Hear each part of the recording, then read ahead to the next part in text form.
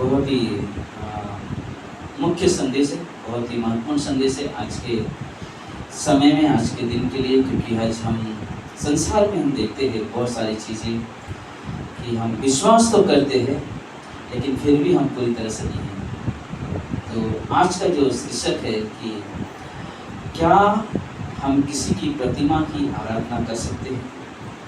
क्या हम किसी प्रतिमा की आराधना कर सकते हैं, इसके बारे में ना। तो हम प्रार्थना करते हैं, फिर शुरू करते हैं। प्रिय परमेश्वर, प्रभु हम धन्यवाद देते हैं। अभिषेक करें परमेश्वर, हमारे ओंठों का अभिषेक करें प्रभु, ताकि प्रभु जी हम दृढ़ता से सुना सके और लोग सतर्कता से और ध्यानपूर्वक सुन सके प्रभु जी। ये हमारी विनती, हमारी प्रार्थना है प्रभु यीशु के नाम से, आमीन। एक बार एक देश में एक बहुत बड़ा राजा रहता था। कौन रहता था?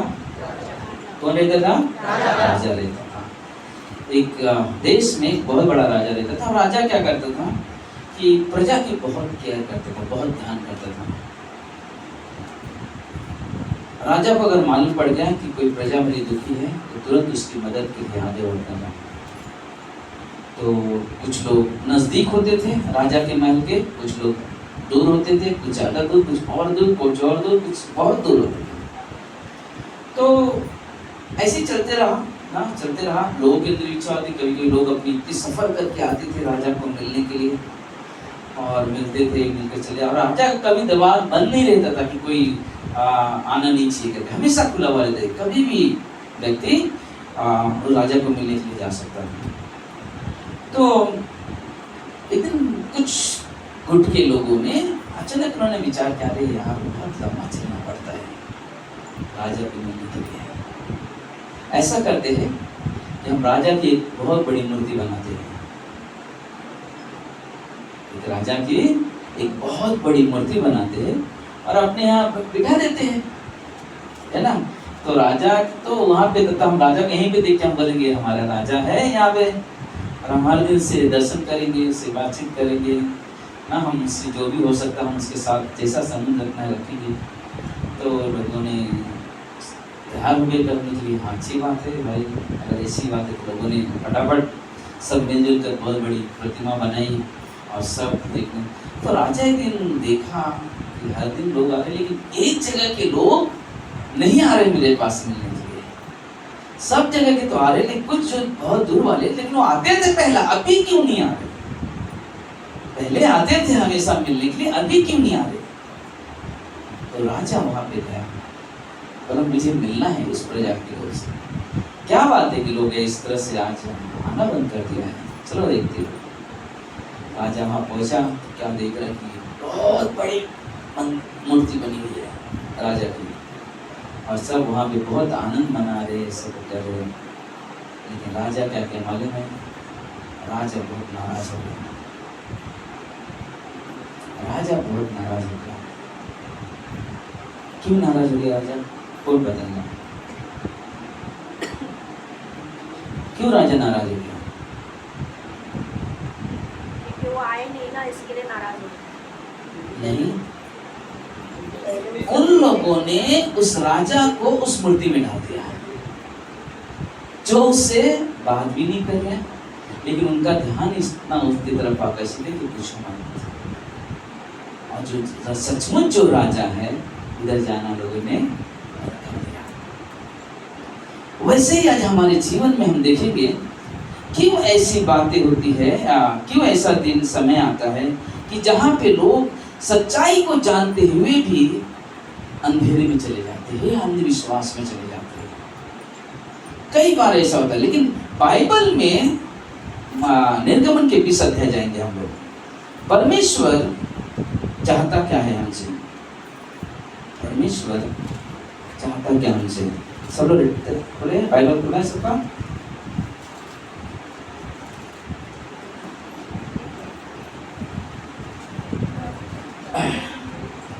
मिला सबको?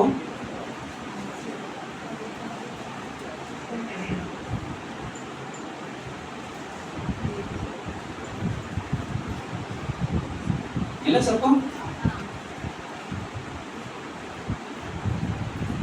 हम लोग सिर्फ 6 वचन तक 1 से 6 वचन पढ़ेंगे। तब परमेश्वर ने ये सब वचन कहे, मैं तेरा परमेश्वर यहोवा हूँ, जो तुझे दासों के घर अर्थात मिस्र देश से निकाल लाया है। तू मुझे छोड़ दूसरों को ईश्वर करके न मानना। तू अपने लिए कोई मूर्ति खोदकर न बनाना, न किसी की प्रतिमा बनाना जो आकाश में या पृथ्वी पर या पृथ्वी के जल में है। तू उसको दंडवत न करना और न उसकी उपासना करना, क्योंकि मैं तेरा परमेश्वर यहोवा जलन रखने वाला परमेश्वर हूँ। और जो मुझसे बैर रखते हैं उन्हें उनके बेटे पोतों और परपोतों को भी पितरों का दंड दिया करता हूँ। और जो मुझसे प्रेम रखते हैं वो मेरी आज्ञाओं को क्या करते हैं, मानते हैं, उन हजारों पर करुणा किया करता हूँ। हाँ, परमेश्वर है मतलब तुम किसी की भी प्रतिमा मत बनाओ। कोई भी एक व्यक्ति, पहला शमूएल का 5 अध्याय खोल के रखेंगे फिर हम लोग आगे जाते हैं। हाँ, पता कि यहाँ पे परमेश्वर ने जब 10 आज्ञाएं दिया, 10 आज्ञाएं में पहला चीज था कि किसी की भी प्रतिमा ना, किसी की भी प्रतिमा बनाकर उसके सामने तुम दंडवत ना करना, चाहे आकाश के हो, चाहे पृथ्वी, चाहे पानी का क्यों ना हो। बोलते किसी के भी प्रतिमा बना के उसके सामने दंडवत ना करना, क्योंकि परमेश्वर कहता है कि मैंने तुझे मिस्र से निकाला हूँ, मैंने तुझे मिस्र से निकाला हूँ और मैं तेरा परमेश्वर हूँ, और इसलिए तू ऐसा काम ना करना। खोला किसी ने पहला शमूएल 5 अध्याय, हम लोग जानते हैं। एक बार क्या हुआ, हम एक्सप्लेन करेंगे उसका फिर वहाँ पे जाते हैं। बोलते हैं कि पुराने जमाने में, पुराने नियम में आप देखोगे कि पहले एक संदूक होते थे। संदूक होता था क्या, संदूक जो होते थे, संदूक के अंदर कई चीजें होती थी। पहला क्या होता था, हारून की छड़ी होती थी, 10 आज्ञाएं होती थी, मन्ना होता था। और वो जो होता था संदूक सोने का बना हुआ, उसके ऊपर 2 करूब होते थे ना। करूब का मतलब होते स्वर्गदूत, 2 स्वर्गदूत होते। तो 2 पंख से अपने आंख बंद कर कर और 2 पंखों से हालेलुया हालेलुया करते रहते थे। तो ऐसा वहाँ पे स्वर्गदूत यानी कि करूब का पुतला बना हुआ था सोने का, उस प्रतीक था कि उस संदूक जहाँ भी होगा वहाँ पे परमेश्वर की उपस्थिति होगी। तो एक बार क्या हो गया, फिलिस्तीनी लोगों ने उस करूब बॉक्स को लेकर अपने यहाँ चले गए, और वहाँ पे एक मंदिर था, दागोर करके देवी थी, वहाँ के मंदिर था। उन लोगों ने उस बक्से को करके वहाँ पे लेकर रख दिया। हुआ क्या, देखते हैं, मिला किसी को?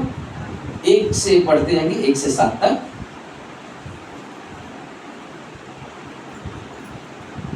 पढ़े,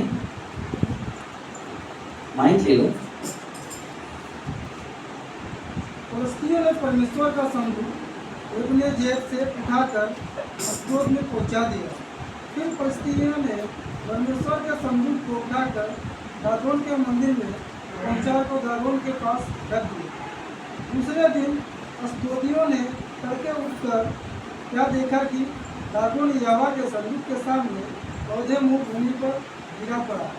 तब उन्होंने दागोन को उठाकर उसी के स्थान पर फिर खड़ा किया। फिर अगले दिन जब वे तड़के उठे तब क्या देखा कि दागोन यहोवा के संदूक के सामने औंधे मुँह भूमि पर गिर पड़ा है, और दागोन का सिर और दोनों हथेलियाँ डेवड़ी पर कटी हुई पड़ी है। इस प्रकार दागोन का केवल धड़ समूचा रह गया। इस कारण आज के दिन तक भी दागोन के पुजारी और जितने दागोन के मंदिर में जाते हैं वे अश्दोद में दागोन की डेवड़ी पर पाँव नहीं रखते।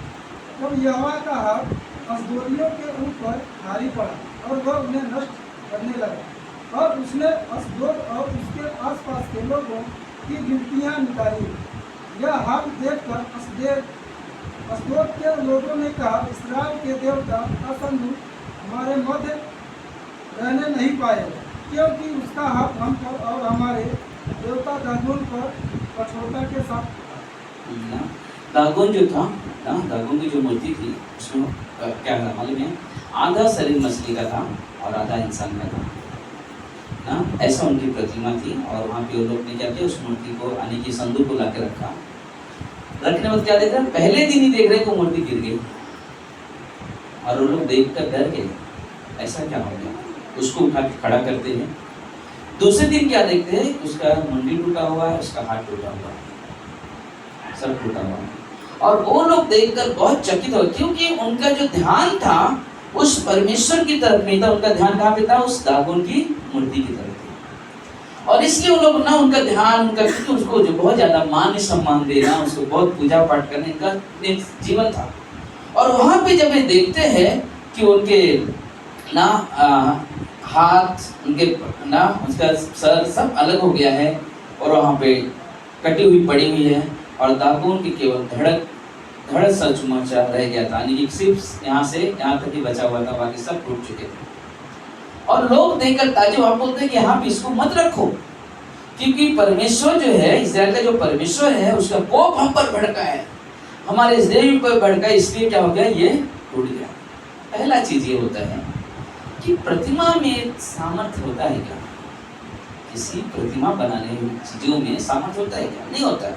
क्यों नहीं होता है? हम देखिए यिर्मयाह 10 अध्याय जाएंगे, यिर्मयाह 10 अध्याय, वहां पे लिखा हुआ है 10 अध्याय के 1 वचन से मैं पढ़ता हूँ। यहोवा यूं कहता है, हे इस्राएल के घराने, जो वचन यहोवा तुझसे कहता है उसे सुनो। अन्य जातियों की चाल मत सीखो, न उनके समान आकाश के चिन्हों से विस्मित हो। विस्मित का मतलब चकित हो, इसलिए कि अन्य जाति लोग उससे विस्मित है, क्योंकि वे देश के लोगों की रीतियां निकम्मी हैं। मूरत तो वन में से किसी का काटा हुआ काठ है, जिसे कारीगर वसली से बनाता है। लोग उसको सोने चांदी से सजाते हैं, हथौड़े से खीले ठोक ठोक कर दृढ़ करते हैं कि वह हिल डुल न सके। वे लकड़ी के खेत में खड़े हुए पुतले के समान हैं, वे बोल नहीं सकते, उन्हें उठा कर फिरना पड़ता है, क्योंकि वे चल नहीं सकते। उनसे मत डरो, क्योंकि ना तो वे कुछ बुरा कर सकती है और ना कुछ भला कर सकती है। बोलते कि मूर्तियां होती क्या? बोलते कि कारीगर क्या करता है, अपनी कला बनाता है, कला बना। मैंने कई बार कहा कि कभी लोग बोलते कि ना हम क्योंकि मैं भी पहले बनाता था, पहले मैं भी मूर्ति बना के बेचता था। मैं सोचता था, सोचो बाद में सोचा है, ये पहले नहीं सोचता था, पहले अगर पैसा मिल रहा है बेच रहे कर, अगर किसी को यहाँ पे है परमेश्वर मिल जाए, भगवान ले कोई है जो बेच देगा, भगवान मिल जाएगा तो बेच दोगे नहीं? मार्केट में जाके लोग क्या हो रहा है, क्या करते हैं, बेचते हैं। आज हर एक इंसान को ईश्वर की जरूरत है, आज हर एक इंसान को परमेश्वर की जरूरत है, जो मुझे मिल जाए। लेकिन अगर मिल जाए तो मैं बेचूंगा क्या उसे? कभी नहीं बेच सकता। बोलते कि हमें समझना जरूरी है, क्योंकि जब मैं उसे खुद बना रहा हूँ, मैं सबकी मूर्ति है, मैंने इसे खुद बनाया है, तो ये मेरे अधीन रहेगा, सो मत, ठीक है? ये मेरे अधीन रहेगा कि मैं उसके अधीन रहूंगा? हाँ? आप जिसको बनाओगे वो आपके नीचे रहेगा कि आप उसके नीचे रहोगे? आप तो जवाब तो दो। हम उसके नीचे रहेंगे। क्यों? वो हमारे नीचे रहेगा, क्योंकि हमने उसको बनाया, वो थोड़ी हमें बनाया। लेकिन जो हमें बनाया है वो हमसे ऊपर रहेगा, है ना? बनाने वाला हमेशा ऊपर रहता है। इसलिए बाइबल कहते हैं कि परमेश्वर मनुष्य को अपने स्वरूप, अपने समानता में बनाया है, और वो ही हमारा परमेश्वर है। हम उसको बना नहीं सकते, हम उससे बना नहीं सकते। और यह बोला तुम, इसलिए क्या करते हैं, उनको खीला लगाना पड़ता है, ठोकना पड़ता है, मजबूत करके ही गिरे ना। इसलिए उन्हें क्या करते हैं, इतना सब कुछ करके उन्हें ठोकना पड़ता है। आप सोनार की दुकान पे चले जाओ, वहां पे भी बेचा जाता है। क्या सोनार के अंदर श्रद्धा नहीं है? देवियों क्या करता है, पैसे के लिए भगवान को बेच देता है। सच क्या ऐसा करना चाहिए हमें? कभी नहीं करना चाहिए। अगर मेरे पास मेरा परमेश्वर है, मेरा परमेश्वर पैसे से तलवार नहीं ले सकता, क्योंकि मेरा परमेश्वर जीवित परमेश्वर है, सच्चा परमेश्वर है, और जो जानता है कि ना कब मुझे क्या जरूरत होगी। 6 वचन में कहता है, हे यहोवा, तेरे समान कोई नहीं, तू महान है, और तेरा नाम पराक्रम से बड़ा है ना, तेरा नाम पराक्रम से बड़ा है। 10 वचन में कहता है, परंतु यहोवा वास्तव में परमेश्वर है, जीवित परमेश्वर है और सदा का राजा वही है। उसके प्रकोप से पृथ्वी कांपती है और जाति जाति के लोग उसके क्रोध को सह नहीं सकते। तुम उससे यह कहना, ये देवता जिन्होंने आकाश और पृथ्वी को नहीं बनाया, वे पृथ्वी के ऊपर से और आकाश के नीचे से नष्ट हो जाएंगे। मतलब जब उन्होंने कुछ नहीं होता, हमारे कैसे हमारा परमेश्वर हो सकता है, कैसे मेरा ईश्वर हो सकता है, क्योंकि उन्होंने कुछ चीजें की रचना नहीं की। ईश्वर वो है जो किसी चीज की रचना करता है। हमारा परमेश्वर, हम बाइबल में खुला देखते कि परमेश्वर कहता है कि मैं जानवर को बनाया परमेश्वर ने, बोला और बनते चले गया, लेकिन मनुष्य को क्या किया, अपने हाथों से रचा है। और ये सच्चाई है, ये सच्चाई हम बाइबल पढ़ते बोलते कि ये हमारा परमेश्वर है, जिसकी हम आराधना करते हैं, जिसकी हम बढ़ाई करते हैं, और वही हमारा सच्चा परमेश्वर है, वही हमारा सच्चा परमेश्वर है। भजन संहिता 115 में जाएंगे, क्या कहता है भजन संहिता 115 1 से 8। हे यहोवा हमारी वरन अपने ही नाम की महिमा कर, अपनी करुणा और सच्चाई के निमित्त कर। जाति जाति के लोग क्यों कहने पाए उसका परमेश्वर कहाँ रहा ना। बोले कि कोई ऐसा हमारा विश्वास हो है कि कोई कहे कि अरे कहाँ है तुम्हारा परमेश्वर। हम जानते हैं हमारे परमेश्वर को। जब मैं पुकारता हूँ वो सुनता है, जब मैं दुख में होता हूँ वो उठता है, मुझे चंगाई देता है। जब भूखा होता हूँ मैं जब पुकारता हूँ मुझे खाना से तृप्त करता है। जब किसी के लिए दुआ करता हूँ उसकी पुकार को परमेश्वर सुनता, उसके जीवन में चंगाई लेता है।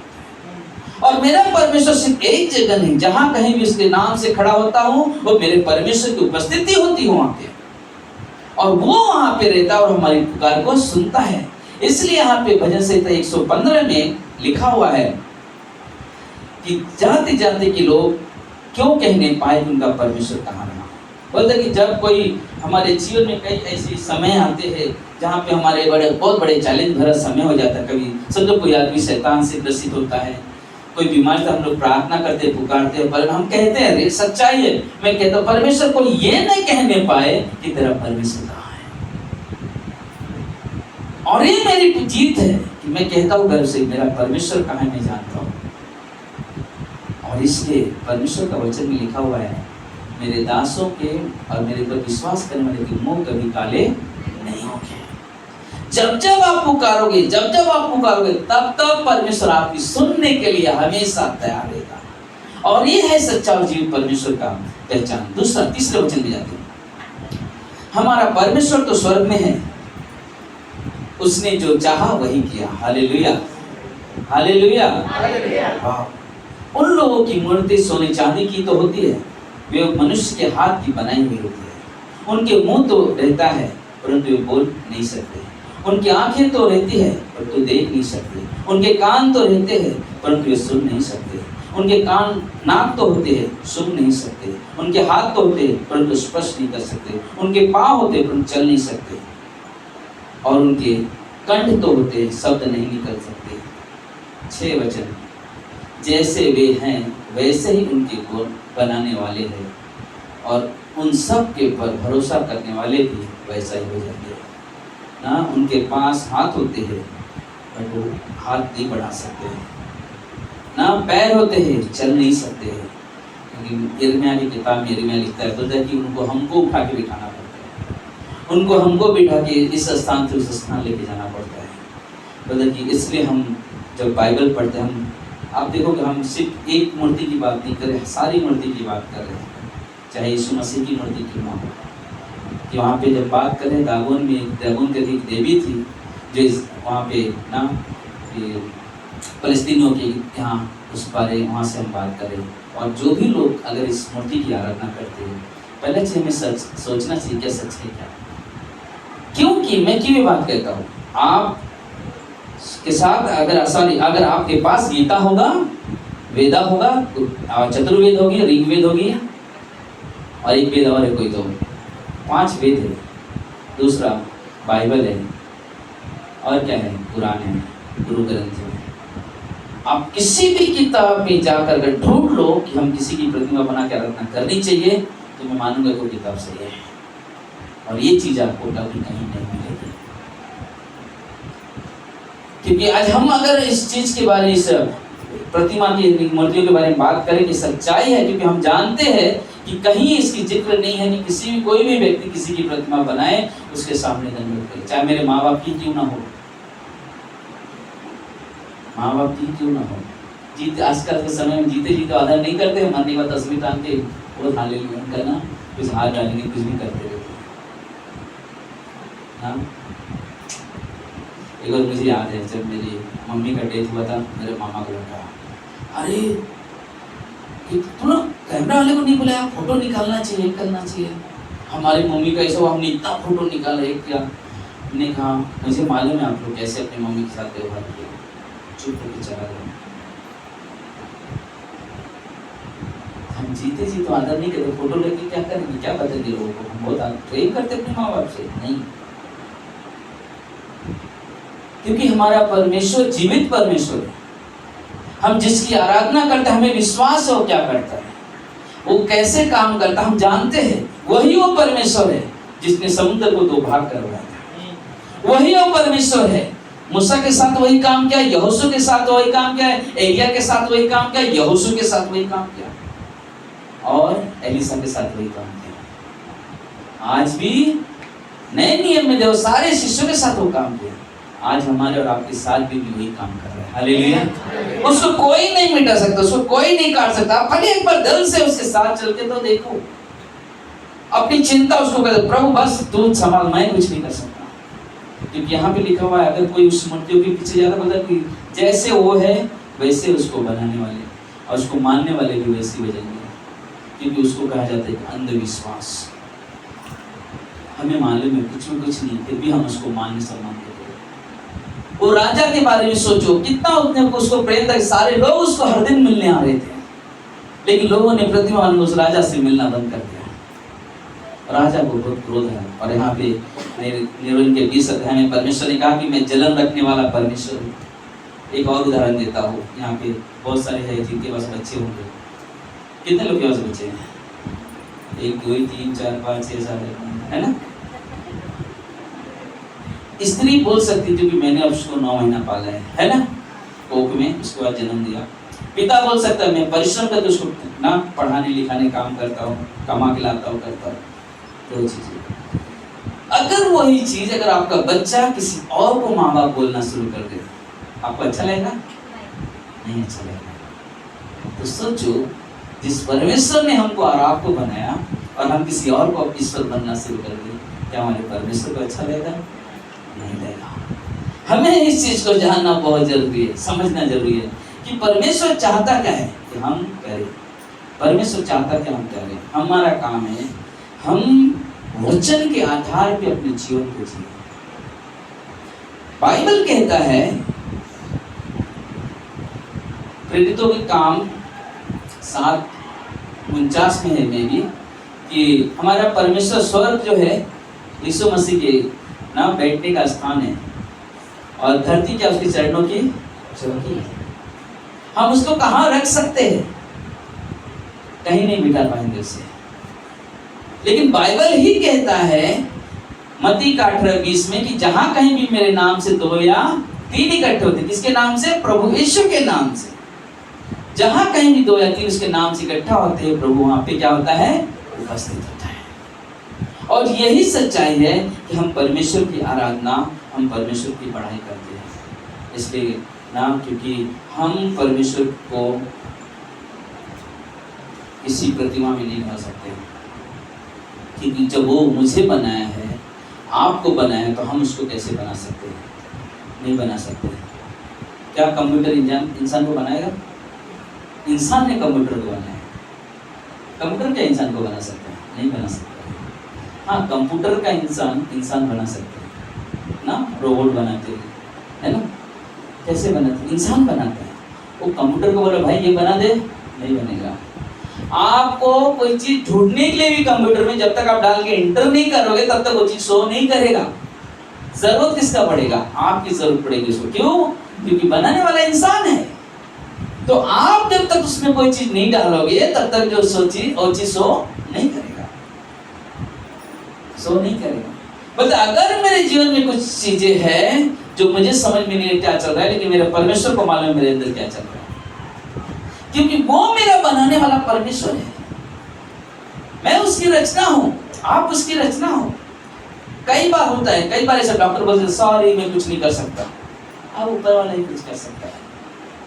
कई बार ऐसा होता है, डॉक्टर को भी मालूम है, वो पढ़ाई जितना था इतना इलाज कर लिया, आप काम नहीं कर रहे, दिमाग क्या करे, सॉरी अभी कुछ नहीं कर सकता। आदमी बोलेगा ऊपर वाला ही कुछ कर सकता है। जब ऊपर वाला काम करता है तो डॉक्टर भी फेल हो जाता है। हालेलुया। तो ये हमारा परमेश्वर ना, ये हमारा परमेश्वर। तो हमारा काम क्या है?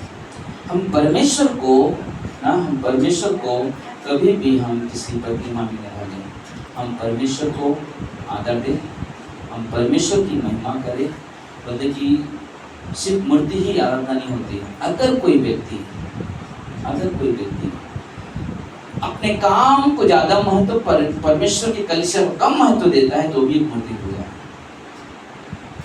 किसी चीज को ज्यादा महत्व देना ही मूर्ति पूजा है। आप बोलोगे अरे छुट्टी नहीं मिल रहा है, छुट्टी इसलिए नहीं आ रहा हूँ। आपका वो परमेश्वर बन चुका है, इसलिए आपको छुट्टी नहीं मिल रही है। जिस दिन आप जान लोगे कि ये मेरा परमेश्वर, जहाँ पे मेरी कलीसिया में उपस्थित होता परमेश्वर, तो आप उसको करो साइड करोगे, पहला परमेश्वर को स्थान करो। और ये हमारे लिए बहुत जरूरी है, ये हमारे लिए समझना बहुत जरूरी है। इसलिए हमें कभी भी ना, हम एक बार क्या हो गया मैं आपको बता रहा। एक बार एक व्यक्ति विश्वास में आए और वो है ऑनलाइन में, तो उन्होंने क्या किया, घूमने जा रहे थे, तो वहाँ पे वो मार्बल के पत्थर का वहाँ पे जगह यीशु मसीह की मूर्ति दिख रही है, क्रॉस पे लगा हुआ मूर्ति दिख रही है। और नए विश्वासी और जोश में खरीद के लेके आ गए घर में, रख दिया। मतलब अभी रखा है तो उसमें कुछ तो और भी तो करता ही रहता है।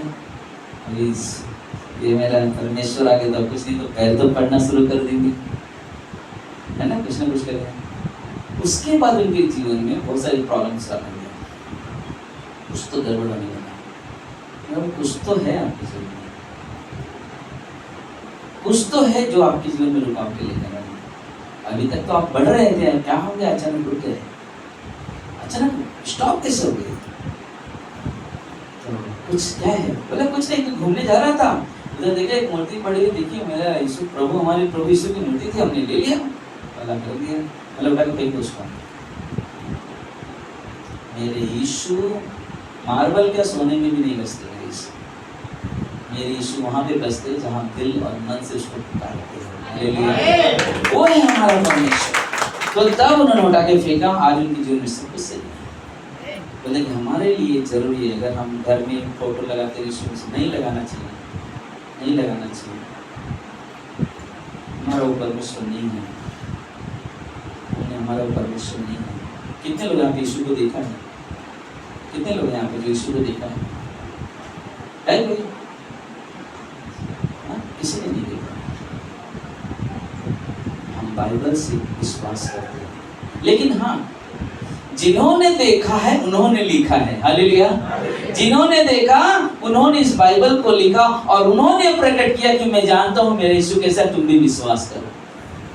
तब हमने भी विश्वास करना शुरू कर दिया, तब हमने जानना शुरू कर दिया। लेकिन बाइबल कहता है कि मेरा यीशु का जन्म कैसा हुआ, मेरे यीशु आए कैसे। बोलते कि उनके आकार को हम सोच के हम देख सकते, जान सकते हैं उनका जीवन कैसा है। जब बाइबल कहता है कि मैं मनुष्य को अपने स्वरूप में बनाया हूं, तो मैं बोल सकता हूं मेरे प्रभु के 2 हाथ और 2 पैर है, मेरे जैसे आंखें होंगी, मेरे जैसे मुंह होंगे, मेरे जैसा दिल नहीं होगा। हमारे दिल में पाप है, तो दिल में पवित्रता है। हालेलुया। हम उस परमेश्वर को हम देखने का नजरिया, और हम कहते हमारा परमेश्वर है। और जब मालूम है, जब शिष्य लोग, जब यीशु मसीह मर के जी उठे, थोमा ने क्या बोला? क्या बोला? जब तक मैं अपने हाथों से छू के नहीं देखूंगा, मैं विश्वास नहीं करूंगा यीशु मसीह जी उठा। यीशु मसीह ने क्या कहा? हेलो, क्या कहा यीशु मसीह ने? धन्य है वे लोग जो मुझे बिना देखे मुझ पर क्या करते हैं, विश्वास करते हैं। आपके बारे में बोला यीशु मसीह ने, यहाँ पे बैठे लोगों के बारे में बोला, धन्य है वे लोग जिन्होंने मुझे बिना देखे मुझ पर क्या करते हैं, विश्वास करते हैं। और ये है हमारा परमेश्वर, ये है हमारा परमेश्वर जिसकी महिमा करते हैं। हम अपने परमेश्वर को किसी प्रतिमा में नहीं रख सकते। हम अपने परमेश्वर को मोबाइल में लेके घूम नहीं सकते, आप फोटो डाल लें, ऐसा नहीं चलता हमारा परमेश्वर। हमारा परमेश्वर आप कितने भी गुप्त में बैठे रहो, वहाँ पे भी वो रहेगा आपके साथ, वहाँ पे भी आपके साथ रहेगा। आप कितने भी कठिन परिस्थिति में जा चले गए हो, लेकिन आप दिल से पुकार कर देखो, वो आपकी आवाज़ को सुनेगा, वो आपकी आवाज़ को सुनेगा, क्योंकि वो आपको बहुत ही नजदीक, शायद आप उतने नजदीकी से नहीं जानते हो प्रभु को, लेकिन प्रभु आपको बहुत करीबी से जानते हैं। और इसलिए हम कहते हैं हमेशा, और अभी भी कहता हूँ, कि हमारा काम है कि हम प्रभु को और नजदीकी से जानने वाले व्यक्ति बने, और नजदीकी से प्रभु और मुझे जानना। इसलिए हम लोग क्या करते हैं, बाइबल क्लास कराते हैं। इसलिए हम क्या करते हैं, बाइबल की टीचिंग देते हैं, ताकि लोग समझ सके रियल में हमारा परमेश्वर है। एक छोटा सा क्वेश्चन, आप इस दुनिया में क्यों आए, कितने लोग को मालूम है? आप इस दुनिया में क्यों आए, कितने लोग को मालूम है?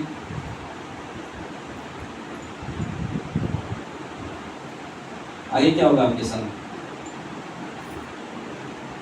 कुछ नहीं मालूम है। प्रसन्न भाई ने इसके बारे में संदेश किया था, भूल गए आप लोग। इसके लिए कहता बाइबल कॉलेज का बाइबल क्लास सिखाओ। ये हमें जानना बहुत जरूरी है, मैं इस दुनिया में क्यों हूँ। मैं अचानक नहीं आया हूँ, आ गया, और किधर से कौन आ गया? प्रसन्न भाई ऐसी कुछ बोले थे, याद है मुझे। हाँ अचानक, हाँ ठीक है, अरे जो ये नहीं, ऐसा नहीं है, ये परमेश्वर ने पहले से सोच के रखा है, अचानक कोई चीज नहीं हुआ है, ये सब परमेश्वर की योजना के साथ चल रहा है। हमें विश्वास करना और परमेश्वर के पीछे चलना बहुत जरूरी है। इसलिए ना आप विश्वास सिर्फ यीशु मसीह पे करो, उस परमेश्वर पे करो जिसने आपको और हमको बनाया है।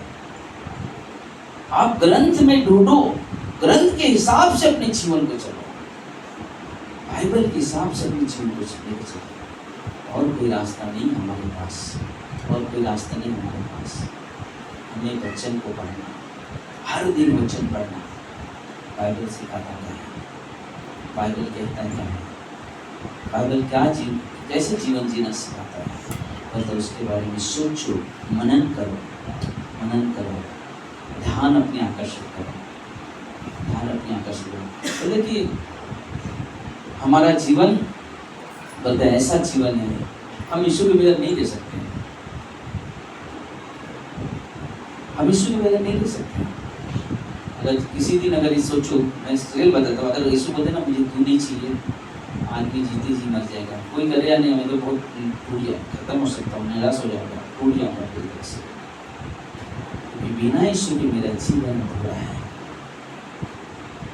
बिना यीशु के मेरा जीवन अधूरा। मुझे यीशु की सिवा कुछ नहीं चाहिए मेरे जीवन में। अगर आज हम यहाँ पर है, आज आप हो तो यीशु के कारण,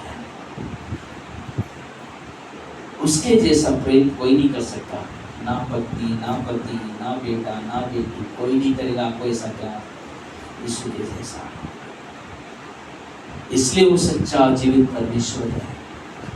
यीशु ने पतरस को, जो लोग मुझे क्या कहते हैं, कोई एलिया, कोई कुछ कहता है, लेकिन बता तू क्या कहता है, तू तो जीवित परमेश्वर का पुत्र है, तो जीवित परमेश्वर का पुत्र मसीह है।